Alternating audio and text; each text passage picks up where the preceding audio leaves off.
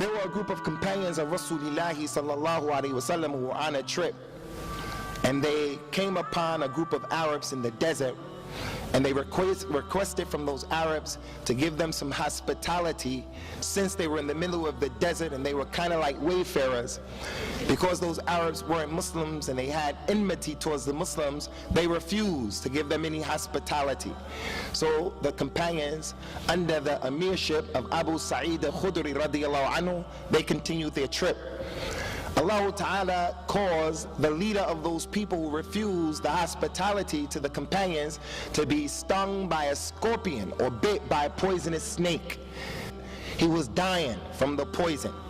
So the people said amongst themselves, why don't you go and ask those people who came from Medina, radiyallahu anhum, do they have any local medicines that we can give to the leader?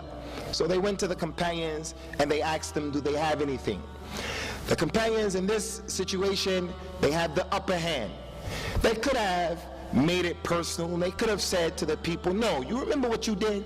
You guys refused us hospitality, so we're not doing anything for you. But that wasn't the way of the companions, and that's not the way of the Muslims.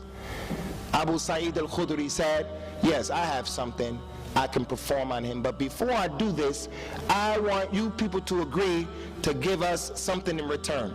Give us 30 sheep, a sheep for each man in our group. Those people agreed.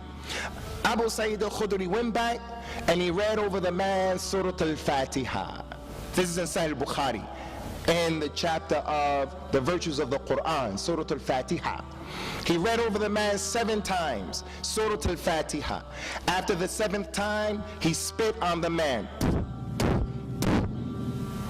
Because after the person reads Surah Fatiha or any aspect of the Quran, the spittle that comes out of his mouth after that has barakah on it. The man stood up and started walking around as if he was okay. So the kuffar gave them the camels. Abu Sa'id al-Khudri said, no, we have to go see if this was okay. We have to ask Rasulullah sallallahu alaihi wasallam. When they got to Medina, they told him the story.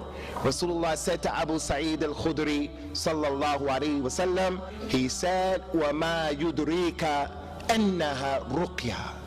How did you know, Abu Sa'id, that Surah al-Fatiha was a ruqyah? How did you know that Surah al-Fatiha is a surah that if the woman is experiencing the pains that she get at the beginning of each month, she can just read Surah al-Fatiha on herself? The person who's suffering from some type of sickness or disease, before spending money to go to the doctor or here or there, he uses the Quran. But because of the weak iman, we don't think about that. We think about the monetary ways of curing ourselves. And Allah has mentioned in the Quran, وَنُنَزِّرُ مِنَ الْقُرْآنِ مَا هُوَ شِفَاءٌ وَرَحْمَةٌ لِلْمُؤْمِنِينَ. We have revealed in the Quran that which is a shifa and a rahmah to the believers.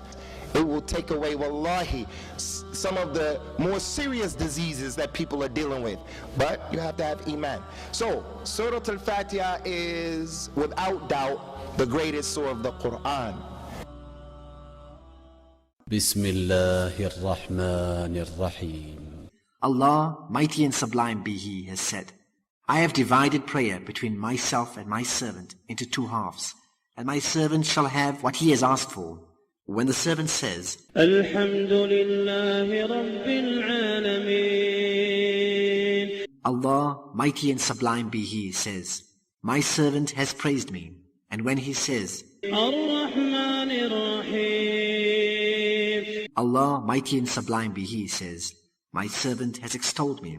And when he says, Malik Yawmiddin, Allah says, my servant has glorified me.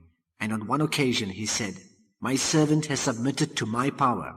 And when he says, إِيَّاكَ نَعْبُدُ وَإِيَّاكَ نَسْتَعِينُ, he says, this is between me and my servant shall have what he has asked for.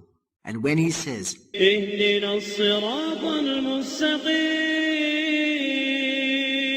صِرَاطَ الَّذِينَ أَنْعَمْتَ عَلَيْهِمْ غَيْرِ الْمَغْضُوبِ عَلَيْهِمْ وَلَا الضَّالِّينَ,